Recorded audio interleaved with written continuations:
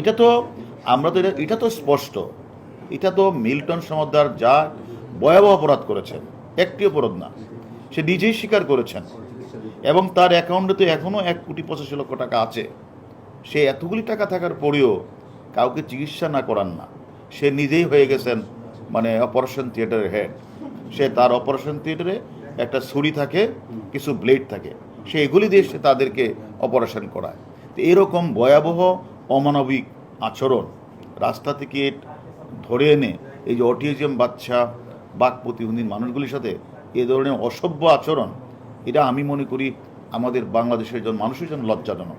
অতএব তার সাথে যারা জড়িত, তাদেরকে যারা প্যাট্রোনাইজ করেছে, তারা ফেসবুকে ফলোয়ার বাড়ানোর জন্য যারা প্যাট্রোনাইজ করেছে এবং তাকে যারা হেল্প করেছে, তার ফাউন্ডেশনে যারা মেম্বার রয়েছে, আমরা প্রত্যেককেই আমরা আইনের আওতায় নিয়ে আসবো।